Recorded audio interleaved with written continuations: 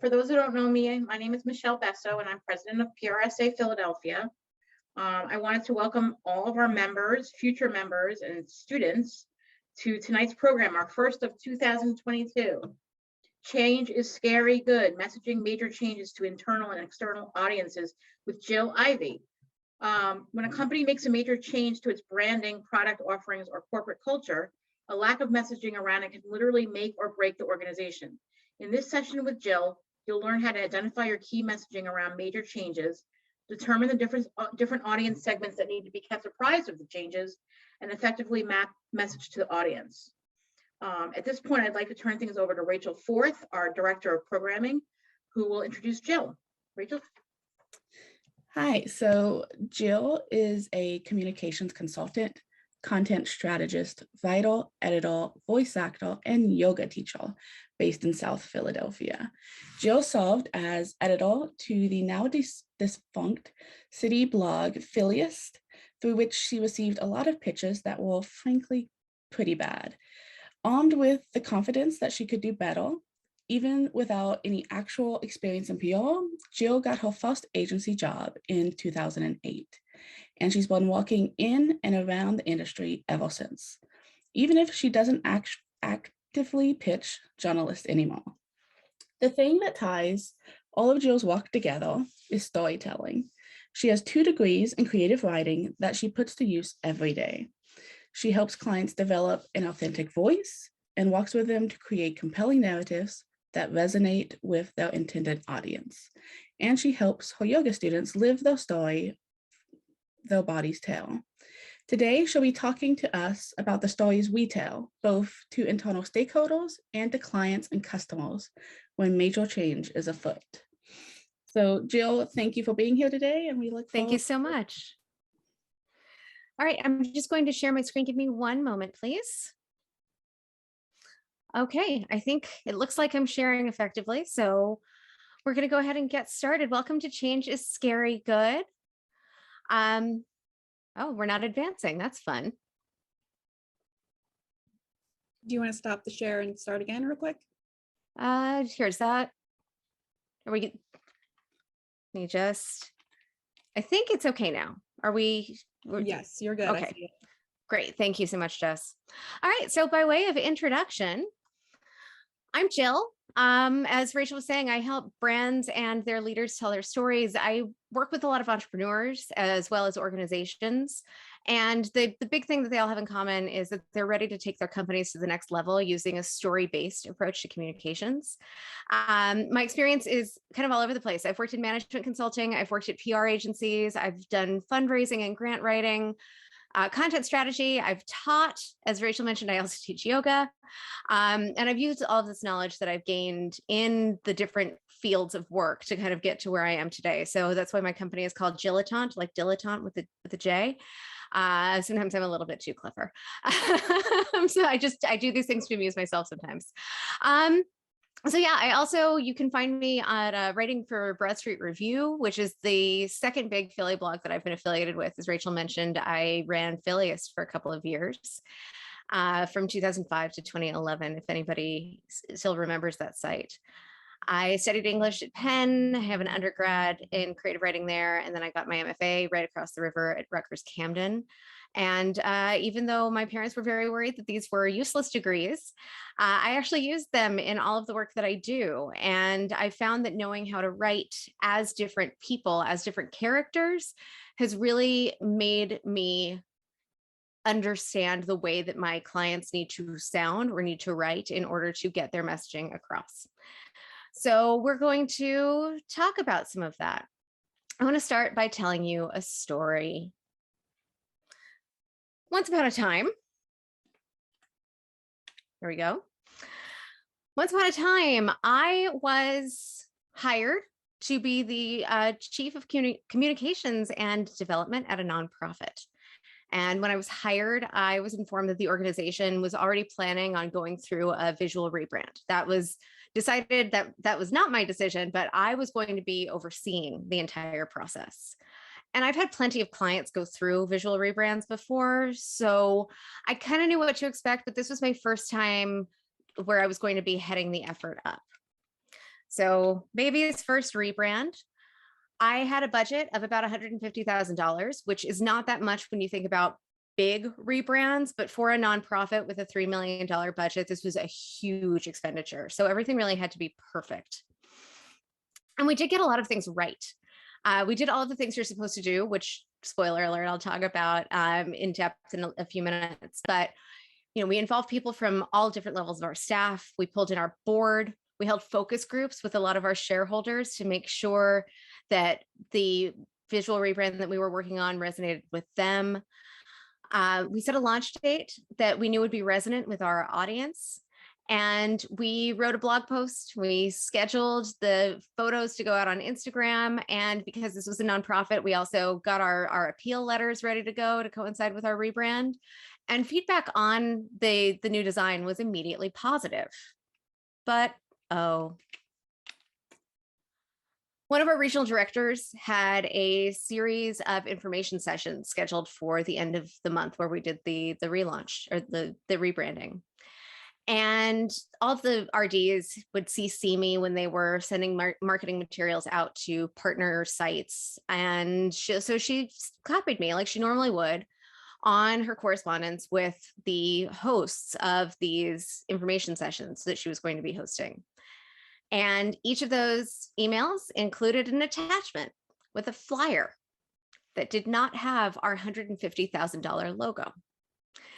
They didn't have our new tagline, all these bright and beautiful colors that we put into our style guide so that folks would know which colors to be using, not there. The stock photos that we paid a lot of money for, not there. I was looking at the same flyer that she'd been using for 8 years, and all that was changed was the date and location. Because what she didn't have when we went through the rebranding and we created all of these materials, any sort of promotional materials using the new correct branding. This was my fault. And that meant that I needed to fix it.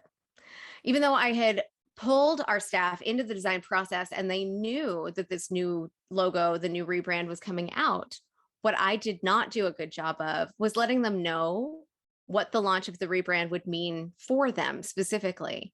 I didn't bother to find out what materials they were going to be using, what they would need right away. We knew about some long-term things that we were going to be redesigning, like our actual programming, but I didn't know about what they were using on an individual basis. And I guess you could make the case that since the regional director knew that this change was coming, she could have proactively checked in with me before sending any of these flyers out. But she shouldn't have had to, because managing these changes in the organization was my job. I was supposed to be the expert here, and it was not a good look.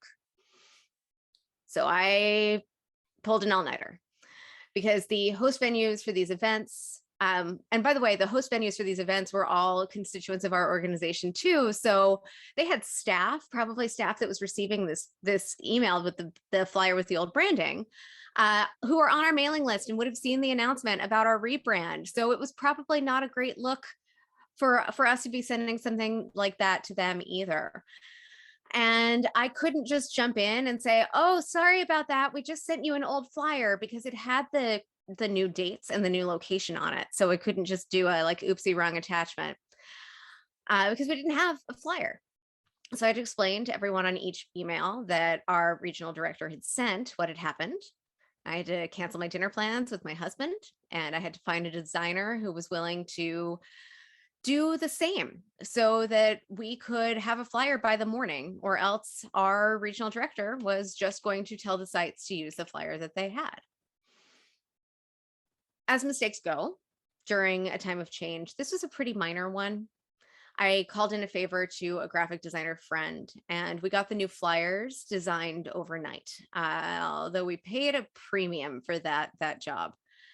We looked a little bit disorganized to our host venues, but they got the updated flyers when they needed them. And all of that is to say, it is not always such an easy fix. So imagine if instead of emailing some flyers to our hosts, our regional director had been doing an email distribution to everybody in their region.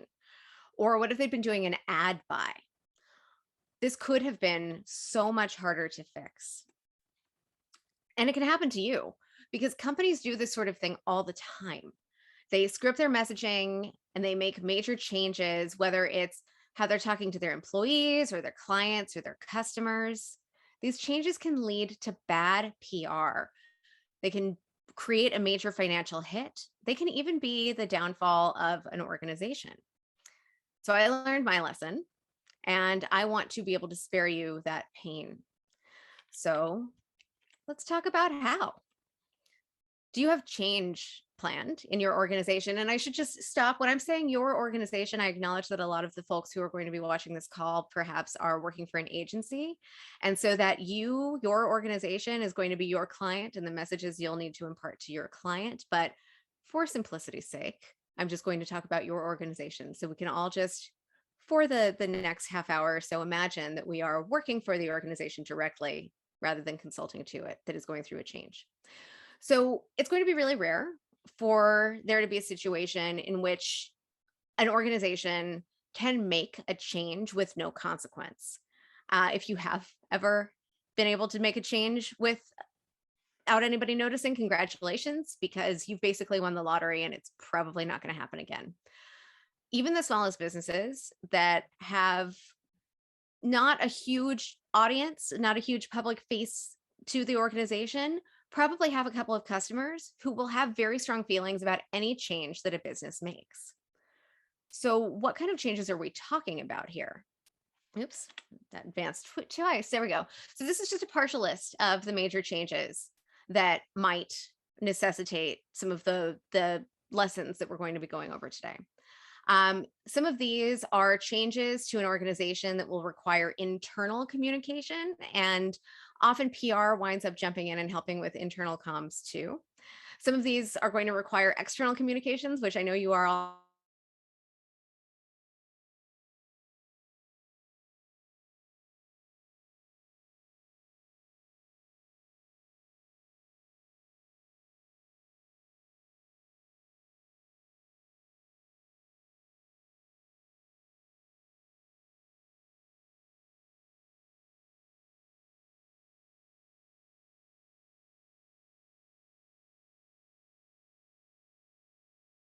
experts at. Some of these Coke. I might be dating myself here because this is an example that I throw out all the time, and I find that progressively folks, I just got a weak internet connection alert, so I hope I didn't freeze on you. But this is an example that the farther away we get from the 80s, the fewer folks know this. So here's a fun lesson in bad change management communication. In 1985, Coca-Cola was losing market share to Pepsi. And it decided to make a major change. And this is also around the time that Diet Coke was becoming a big thing. And Diet Coke, because of the use of artificial sweetener, was sweeter than regular Coca-Cola and kind of tasted a little bit more like Pepsi.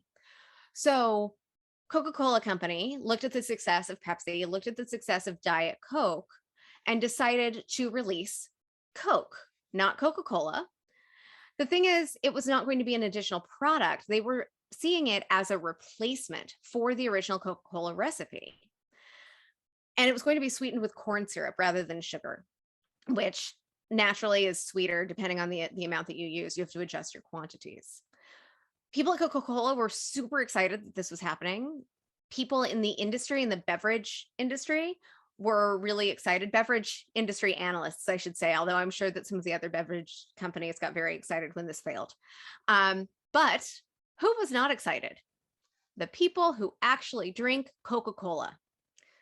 There was literal protests happening after this change was made because nobody had thought about how much loyalty customers felt to the original recipe.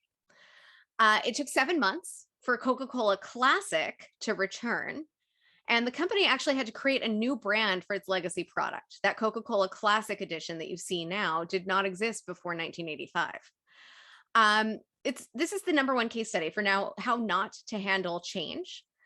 You can, I guess, always say that no PR is bad PR, but I mean, this was pretty bad. People still talk about this as being so bad. Here's a more recent one that you might remember, even though this somehow happened more than 10 years ago. In 2011, Netflix did some research and they saw that their customers were increasingly ready to move to streaming away from physical rental discs. You might remember that Netflix actually started just as a rental disc company. They just sent you discs out. There was no streaming platform at all. So the company announced that it was going to be splitting into two. Netflix was going to be the brand now for just the streaming, and then Quickster was going to be the brand for the rental discs. There was an assumption, pretty much confirmed by a lot of the press, that there was going to be far less attention put into the disc business over time, that this was going to be a company that they created but hoped to eventually dissolve. And it meant, among other things, that customers who like the flexibility of having both discs and streaming, I know people who still have that membership on Netflix, would have to have two separate accounts. They would have to have a Netflix account and a Quickster account because there was not going to be any overlap anymore. The news that this split was happening also came on the heels of a very unpopular decision to increase the price of the combination disc and streaming services. It went up 60% from $10 to $16 a month. And this was happening during a major time of change within the organization. A lot of senior staff had left. Others found that they had lost their influence with Reed Hastings, who's the CEO.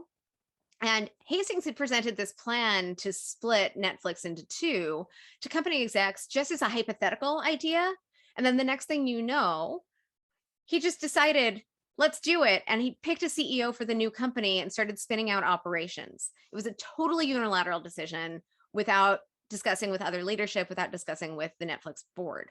So people in the company were totally blindsided. And Hastings had actually, the reason that people started to hear about this, Hastings actually told a friend about the plan. The friend said it was a terrible idea. Hastings totally ignored him. He did it anyway, and the word started to get out. And it did not go well for them. The company got hammered on all sides. SNL made fun of it. The Oatmeal, which I'd forgotten even existed back in 2011, made fun of it. But then you should go back and see the Oatmeal comic because it's still funny, since it's really easy to imagine that another company could go through the same thing. And after a month, less than a month even, they got really tired of all of the negative feedback. So they reversed course on the split, but they did stick with that unpopular price increase, and the damage was done. They lost over 600,000 subscribers, and the Netflix stock fell 37%. Daimler Chrysler, this is another one where I did not realize how long ago this was, but in 1998, Daimler-Benz, makers of Mercedes-Benz, a German car, and Chrysler here in the United States merged to form Daimler Chrysler. Their ambition was becoming the third largest automotive company in the world. So seems to make sense on paper. It was a merger of equals. But what the companies didn't take into account was how very different it is, the culture is, between a European company and a German company, or an American company rather. I have worked for a European company in the past. I worked for an agency that was based in London, and we had offices all over Europe. And I can tell you, no offense to Germans, I have German family. I love Germans. I love Germany. But some of our biggest internal conflicts were with the German offices. Germans professionally are not big on small talk. They are very formal, both in their writing and their speaking. There were a lot of misunderstandings. So because the Daimler Chrysler deal was a merger of equal, neither company could impose its culture on the other one. And instead they had to figure out how to just, I don't know, maybe integrate. We'll just kind of keep it as both. And it was an issue. And the company tried to train its employees. Both companies tried to train their employees at the time of the merger so that they would be ready to work with their colleagues from different cultural backgrounds. The idea of how decisions are made was a big issue, a big sticking point here. Germans are very methodical when they're making decisions. They like to ask a lot of what ifs questions, and Americans are, I mean, shoot first and ask questions later, right? We want to act now, and then we will ask questions later. We will move fast and break things, as the Facebook slogan goes. So the Germans' caution was really frustrating to Americans because it drew out the decision process. And the faster the Americans wanted to move, the slower the Germans went. The compensation structure at the organization was also radically different, and there was no transparency here. This just kind of became a thing that people learned through the grapevine, and it made them very, very upset. American managers received a lot higher pay than their German counterparts did. So an American manager could get transferred to Europe and wind up working for somebody who has a more senior title, but actually makes less money than them. And the junior employees in Germany actually had better fringe benefits packages than their American counterparts. So speaking of that difference between junior and senior employees, the Germans also favored a very clear hierarchy, and Americans preferred, at least within this organization, a flat structure. So there were all of these things. The change, this is internal comms, where the change just was not communicated, was not worked through. So originally, Chrysler was supposed to proceed as if nothing had changed, but problems started to emerge, and the German leadership took over the organization, started to steer operations. Daimler publicly said that the merger of equals was a mistake, and they should have just gone for a straightforward acquisition. And they wound up selling Chrysler back their shares in 2007. So this merger lasted for less than 10 years. And it really was a matter of how the change was communicated poorly across the organization. Here's one that I just found out about. It's a company called Tarsus. It's based in South Africa, but it is such a relevant example that I felt like it really needed to be included. Tarsus distributes IT, and because of their interest in IT, they thought, hey, maybe we can reduce our employee workload and cut back on stuff like manual data entry. And they were going to use that. They wanted to implement something called robotic process automation, or RPA.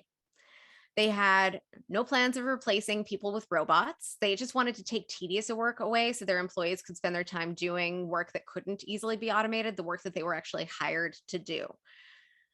Unfortunately, leadership did not talk to the employees before they announced this decision, and the employees were stuck thinking that their company was trying to replace them with robots. Employees pushed back on adopting RSA protocols because they were worried that they were replacing themselves. So there was insubordination and pushback, and could have easily been resolved if they'd made sure that they were including the employees in the conversation early on.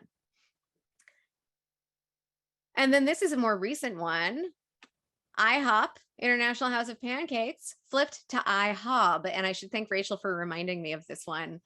This was a stunt, at least now IHOP says it was a stunt. There is some speculation that perhaps they just kind of walked back what was a pretty big, pretty public mistake.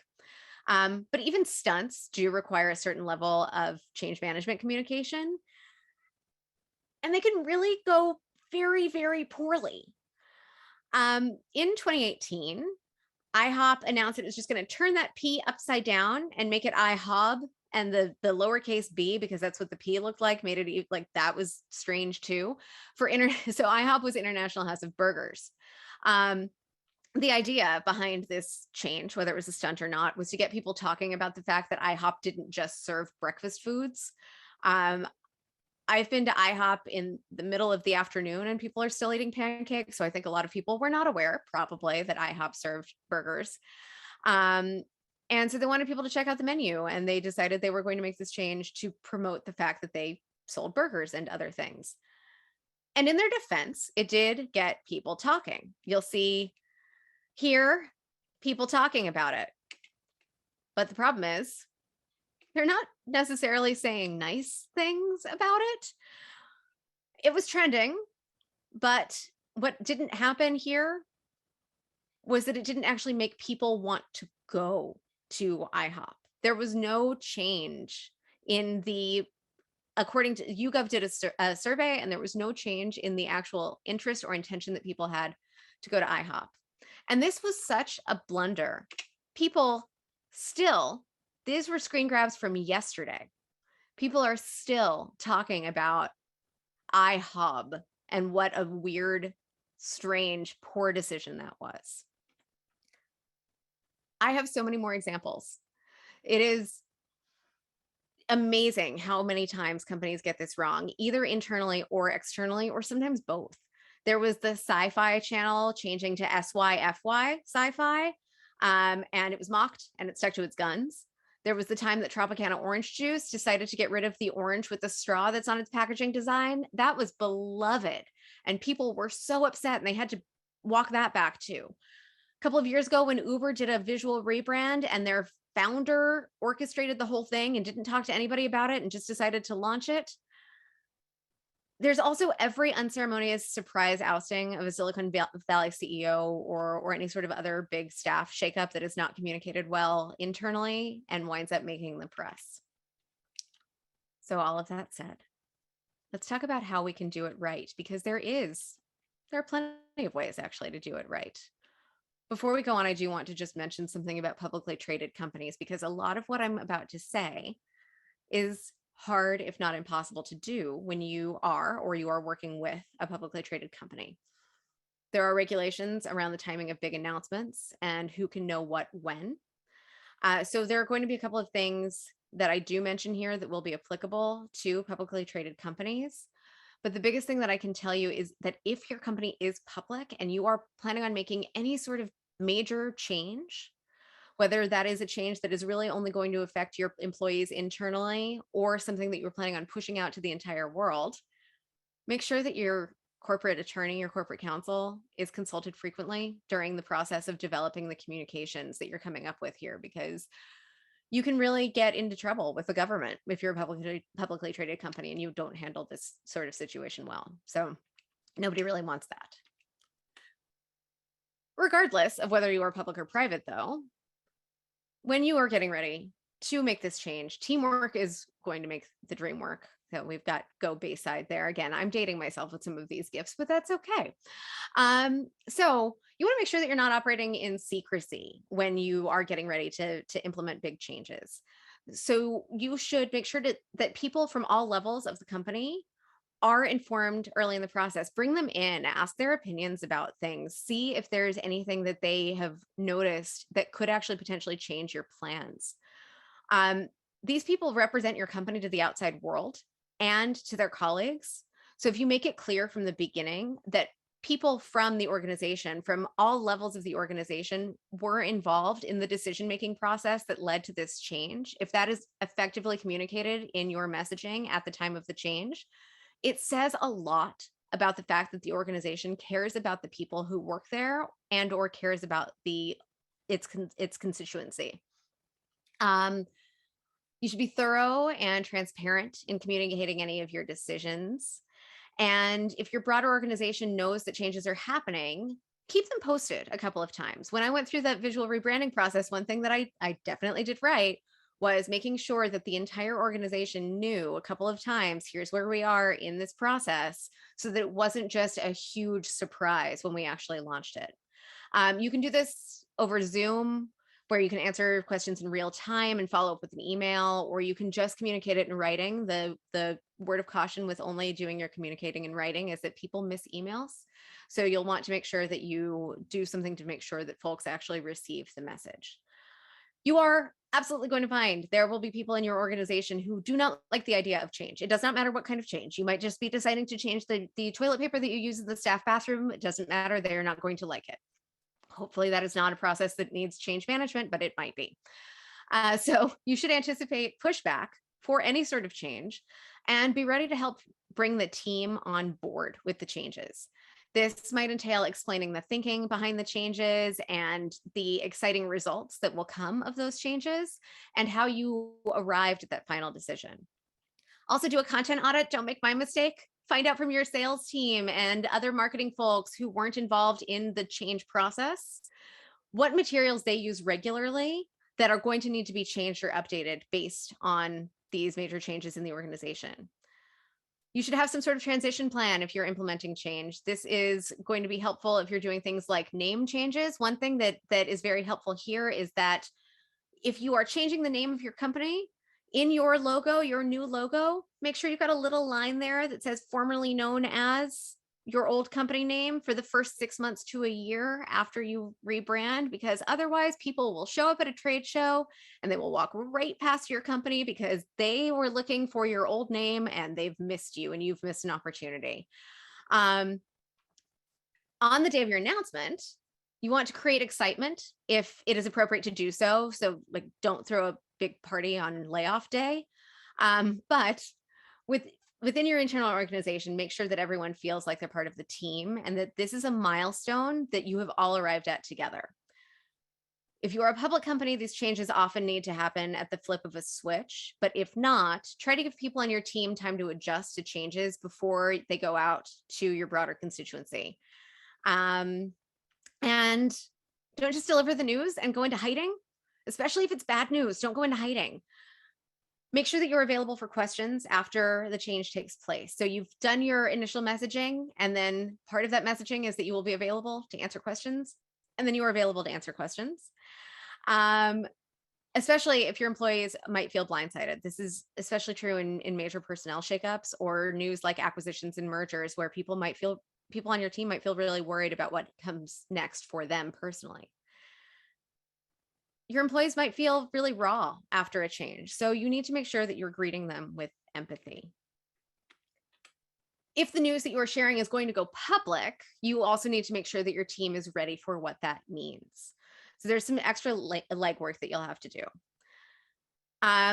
In the lead up to the change and for a while after, make sure that your team has as much information as possible about that change. So there should be an FAQ, very useful tool, very easy to distribute, that anticipates concerns that will be coming into the organization from the public and puts a positive spin on it. There are going to be some unknowns as the change rolls out. So try to figure out what some of your known unknowns are before anything goes public, so that you can be ready with a message that says, we will have information on that very soon. This will be especially important for the social media teams. You'll also want to provide all of your employees or all of the employees of your client's organization with a couple of talking points, because their friends and family, if this news goes public, their friends and family might have questions. I know I personally, and I'm sure many people on this call, have reached out to their friends when they've heard news about a merger, an acquisition, a major product launch, and just said like, hey, is this good news for you? Are you okay? So know that their friends and their family are going to want to make sure that all is well. And just have a couple of sentences that your staff can use to explain like, no, everything is okay, or yeah, things are looking a little bit rough, but here's what that means for me. If your change means big news, especially if you are at a big corporation, it is not unlikely that your employees could be approached by the media. I am sure that you have all experienced this, where somebody who is maybe junior at the organization and not authorized to speak on the record is approached by someone from the press. The PR team might also pitch the media, and then there will be some word in advance, and people are going, because I, having been a journalist, know that this is a thing that happens. People will search through Twitter or through LinkedIn or through Facebook and try to figure out who works at this company that seems like they're very present online and that they can talk to and get a quote from somebody who's not going to have all of the red tape of a senior member of the organization. So you'll want to make sure that all of those folks across your entire organization, at the very least, know to say, I cannot answer that question. Please talk to our PR consultant, our CMO, whoever that is. For the senior folks at the organization, you want to make sure that all of your executives and also some trusted employees who are a little bit more junior have received a certain degree of media training. This can take a lot of forms. At the very least, you want to do some sort of briefing doc where you talk about the talking points that you used in your pitch, so that they might want to respond to those questions specifically. And you should also give them an idea of what that person has covered in the past, what that outlet has covered, so they have an idea of what direction they should lead the conversation in. You're also going to be hearing from people on Twitter and elsewhere.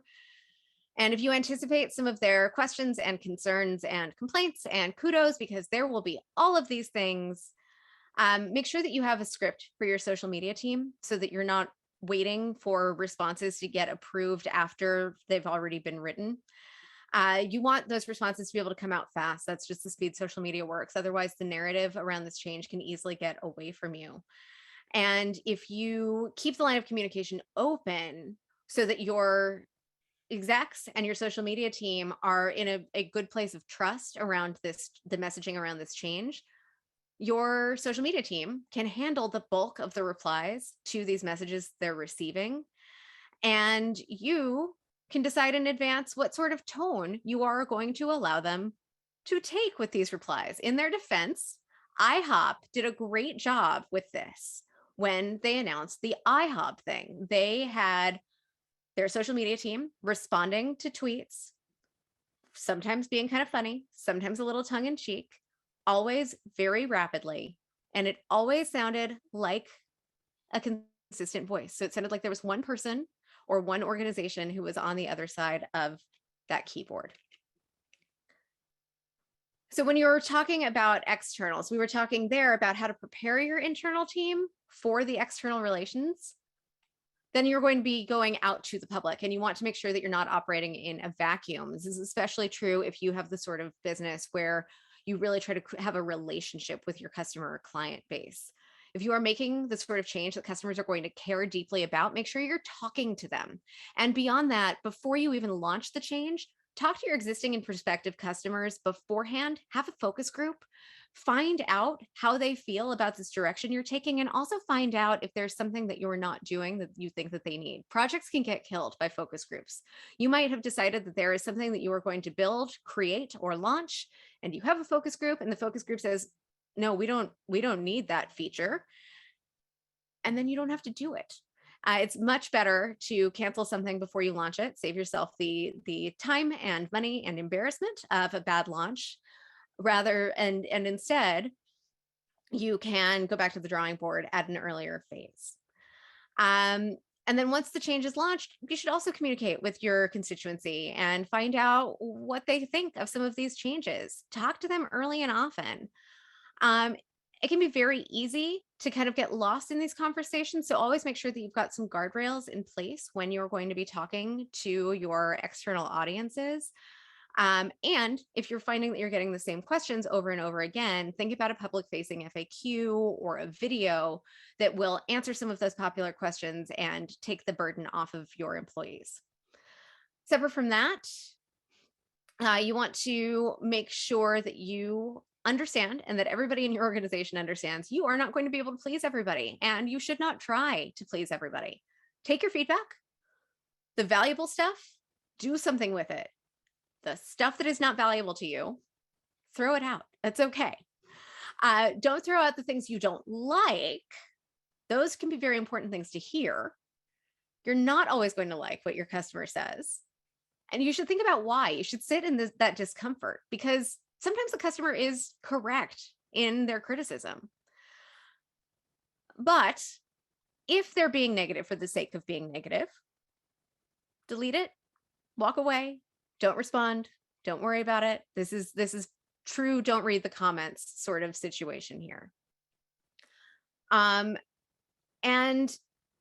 consider if some of these questions keep coming up over and over again, or some of the criticisms keep coming up, you can include some of the insights that you use in your internal messaging when you were communicating with your staff, the reason behind these changes.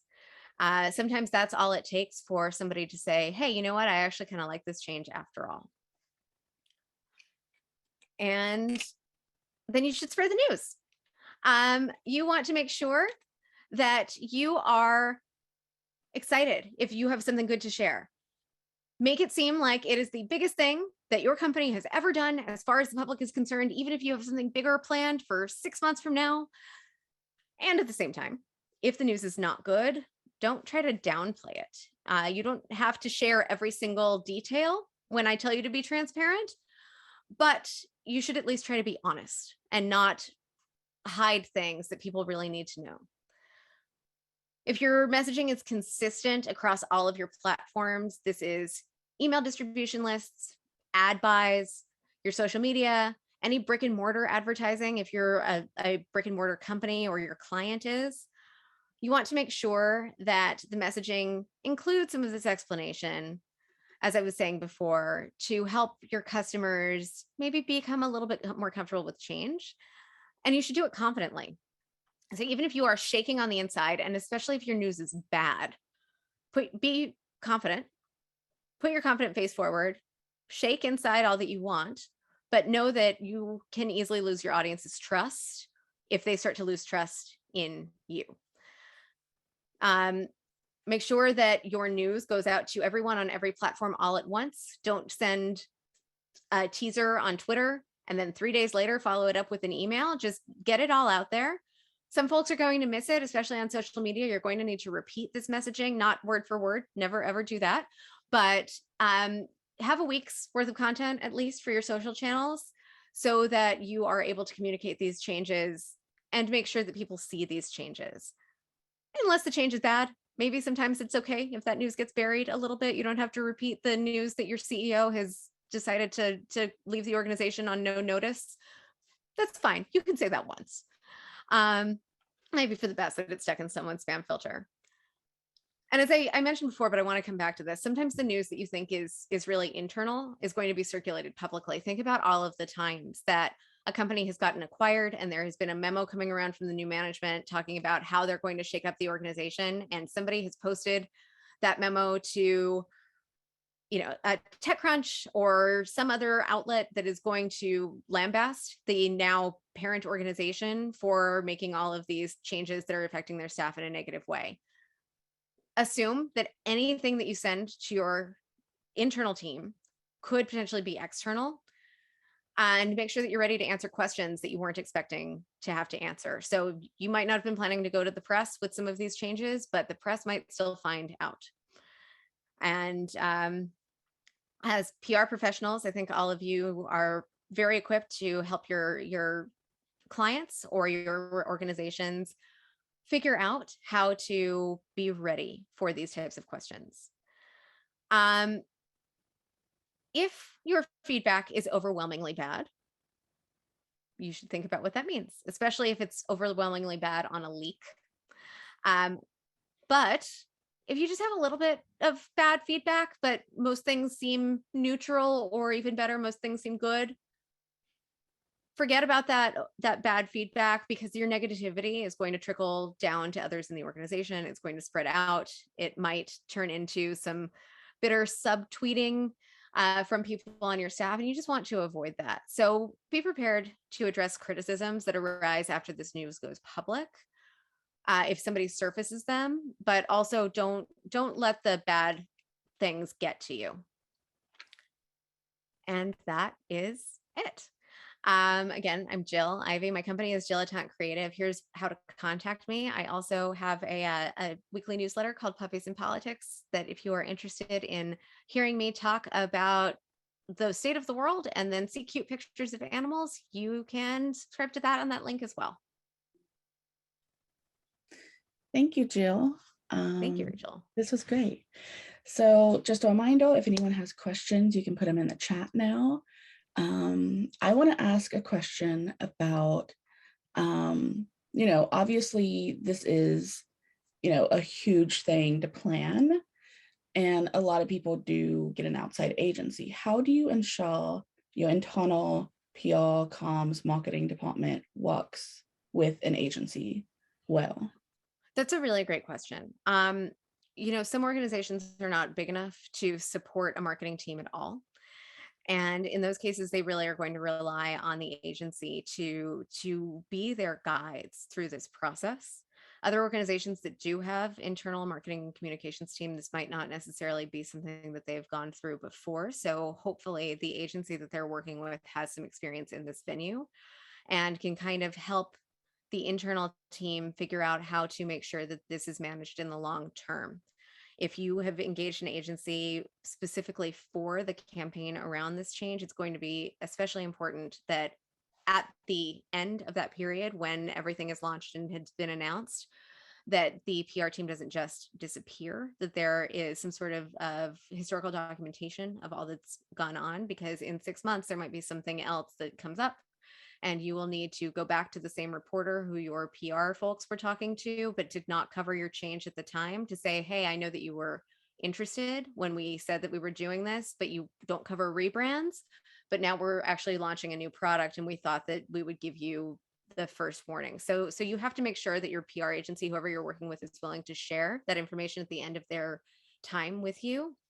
At the same time, because I've been on both sides of this equation, you don't want to step on your PR agency's toes. So as much as you want them to share this information and give you updates, you should also really trust their expertise here as your consultants. And if they are explaining to you the best practices for approaching a process like this, you should approach that with an open mind. You might disagree. You might ultimately disagree strongly enough that you're not going to do it, but just be open-minded because you have them there for a reason. Thank you. You also spent some time talking about, someone posting on social media that you wouldn't be expecting them to say. How do you bring it back? How do you, the media has seen it, the media might have posted it. What is your approach to the media? What is your approach maybe on social media to bring the messaging back to what you want? Sure. So that's always, it's an argument really for making sure that you're the first one out there with the news, right? Like if something leaks or if somebody starts to post about it on social media before you get the word out there, it becomes a lot harder to rein those things back in. So the best way that I can tell you to avoid that happening is just to make sure that if something is going to happen at your organization, a staffing shakeup, a new product launch, a visual rebrand, that you are ready the minute that there's a chance people are going to start talking about it. If somebody beats you to the punch, which happens pretty frequently, then you need to make sure that you're ready to do the damage control. And you should be keeping an eye on social media, keeping an eye on your industry press, seeing what people are saying, and then proactively reaching out, at least to the media folks and to the people on social media who have enough followers that it will impact your business, to say, okay, thank you so much for sending that message, but here, let me kind of explain to you what was right and what was wrong, or what our thinking was behind this decision. So you're just, if you have a leak in a situation like this, you might lose a little bit of sleep trying to track down all of the bad information out there, but it will help you in the long run to make sure that the misinformation is addressed. Hey, thank you. We do have a question from Great. Michelle Draggle. She says, I have worked for many years in M&A. I have made it a point that PR needs to be at the table. What is your best advice on getting to the table early enough during times of change? I think as soon as the conversation gets serious, if it is an exploratory conversation where you are just speaking to someone about the possibility that this could happen someday, you don't need PR at the table. But the second that you start to think about what this would look like organizationally, or you start to iron out terms, you need to make sure that PR and more broadly comms are involved in these talks, because they're the people who are going to be representing all of these changes to the public, and they need to be able to answer for you.